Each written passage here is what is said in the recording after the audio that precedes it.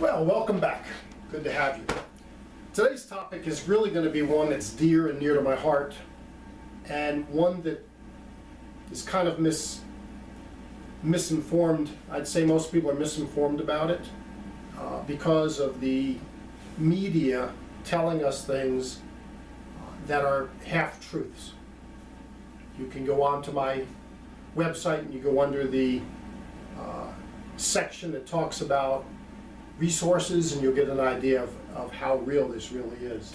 But anyway, marijuana addiction sounds like an oxymoron to some people because they say you can't be addicted to marijuana.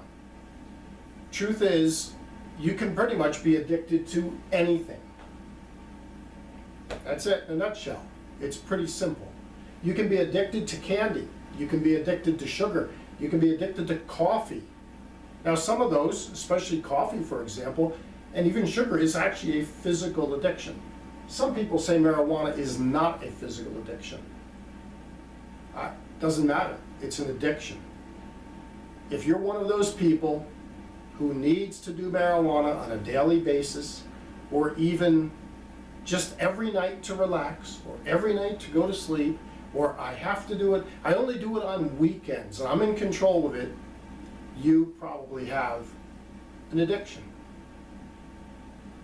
I could go to the medical dictionaries and read what addiction is, but let's just talk about it in real life. If it's something that you need to be doing, you feel you need to be doing it, then it's probably an addiction. We'll talk about a little bit how it starts. Marijuana addiction doesn't just start with somebody waking up one morning saying, oh, I think I'm going to be addicted to pot. You know, my friends do it, I'm going to try it. Everybody seems to have a good time with it. The pictures are really cool, whatever. It doesn't happen that way. I'm sure that the first time you smoked it, which is the way most people do it, they smoked it, they took it in there. Ah, good. I bet they didn't go, oh, this just tastes good. I mean, wow, man, it feels good. I mean, it feels so good. I doubt that happened. More than likely, try to hold it. We've seen the movies and Cheech and Chong, etc. And, you know, I mean, they're holding it in and they get every last drop of it because it's so good. Oh, that was so good. And they pass out or whatever they do. A lot of people don't do that anymore. They just simply toke it and just kind of relax. They want to relax. Well, you keep doing it, you're going to relax a pretty long time, and a lot sooner than you want to relax permanently. There's over 2,000 chemicals in marijuana, even the organic ones, that happen to have and are bad for us. There's 2,000 chemicals. So, let's go forward how it happens. So you get into this situation, you start smoking a little bit of pot, you start ingesting it, I don't care if you do the pot butter, whatever, and it gets to the point where now, you know, one night I can't sleep, so I take a hit, and what happens?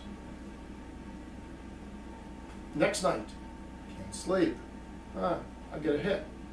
All of a sudden, the associations in your brain are saying, hey, I want to get a good night's sleep, I'm going to do some pot. Well, that's pleasure. Your mind is designed to seek pleasure to avoid pain. The next night, I can't sleep. That's pain. Oh, I smoke. That's pleasure. So now you've got the carrot and the stick. You got pleasure. I can sleep. Got pain, I can't sleep. It's another one. Another one is, hey, I'm with my friends. Hey, Bill, why don't you smoke a little bit with us? No, I don't really. Well, what's the matter with you, man? It's fun, you know? And now peer pressure starts to come in, and especially at younger ages, and you start doing it. And that's the next one that happens. Peer pressure comes in. Neighbors do it. Or you just get to the point where you're used to doing it all the time, and you want to stop. But now you're addicted to it. It's an addiction. It might not be what some people think is the addiction you would get to, say, heroin or cocaine, but it is an addiction. And addictions, and especially psychological addictions, are extremely strong. Let's face it. We know we do things every day that are really not in our best interest. I hope we don't every day, but most people do some things every day that's not in their best interest. Because you're addicted to it. Coffee in the morning is another one. These are things that happen. So with the marijuana addiction, as much as the media mainstream says, no, it's not an addiction, it happens to be one. And there are chemicals in it that you will be addicted to. I can give you my personal story from years ago and tell you about it. You can read it on my blog. Yes, I became psychologically addicted to it. Short story, make a long story short, I was a top salesperson in the country for what I was doing, broke all the records, and guess what? I started doing some pot. I was cool. Well, it got to the point where one day I was driving home at 2 o'clock in the afternoon, 3 more hours to work, but I'm driving home. I was outside sales for a technical chemical company. I'm driving home. And why was I driving home? Because I wanted to get some pot. Again, my work was stress. This was relaxation. Well, that, had I kept doing it, would have immediately led to more stress. Less income, bosses would have been upset. I'd been getting telephone calls, I wouldn't have cared about the clients, et cetera, et cetera. It would have been a downhill slope. I did have another person that was extremely addicted to pot, and we talked about it. And I said, well, they say you're not supposed to be addicted to it. He goes, maybe not physically, but I'm addicted to it. I've got to have it mentally. So we worked on it, and I developed a program. In fact, he was pretty much one of the first ones I did it with. We worked on a program together where I went through an addiction process with him to help him get out of an addiction. And it was really simple what I did. Let me show you. And it's so simple, in fact, that you can do it yourself if you choose to.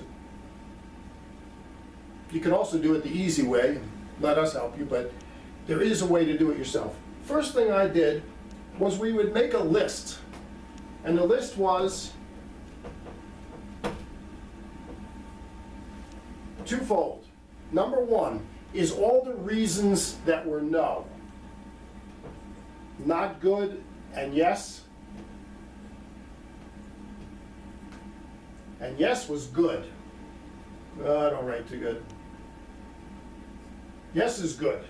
So what were the reasons for not doing it? So that's what we did. And basically, we came up with all these reasons. Money, time, smell, possibility of employment, not getting a job, losing a job, etc., etc. And then all the reasons for doing it. Well, yeah, one or two. When we finished the process, we realized he did, and I worked with him on it, we realized he had to change. So what we did was we took this list, and it was his list, by the way, it wasn't my list. We took this list, and then we decided, what could we do with it? You know, what could I do with it as a hypnotherapist? So what I did was I got him into a trance.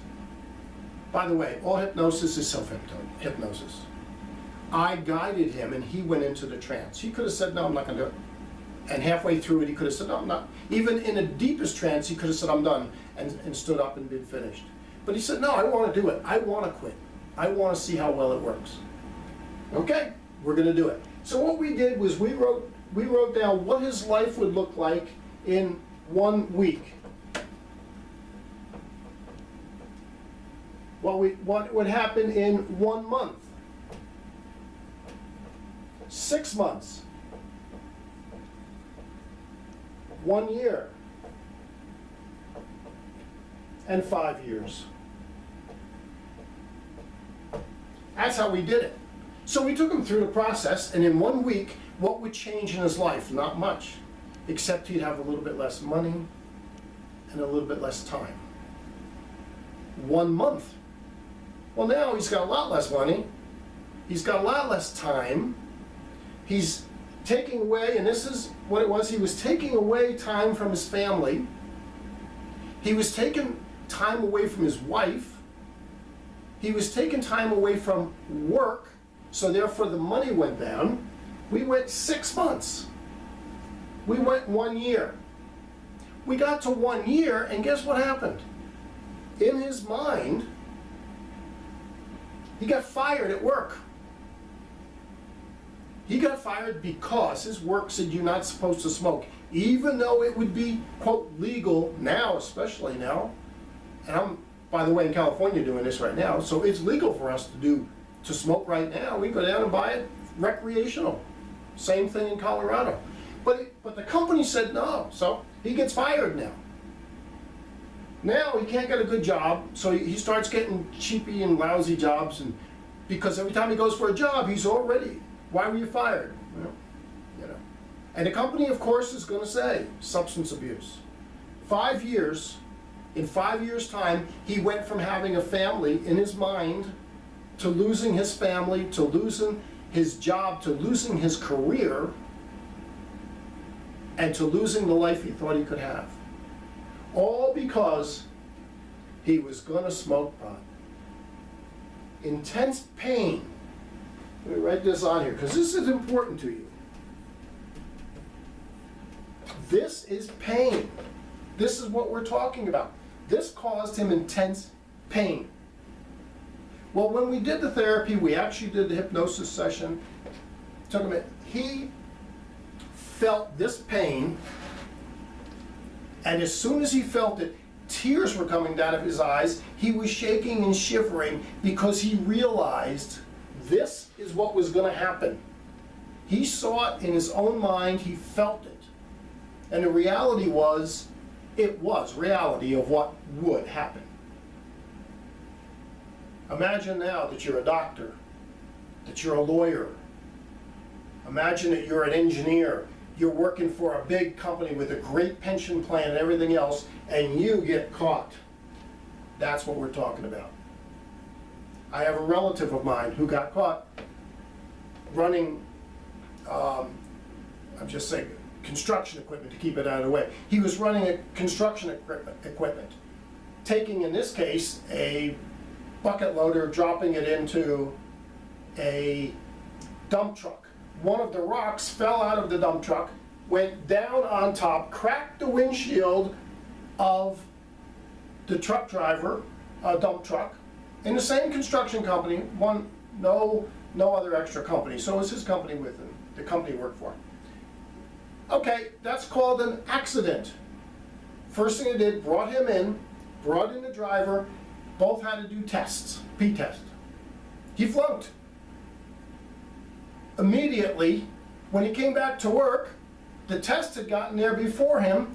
They had his hard hat and his clothes and his uniforms and everything else there for him.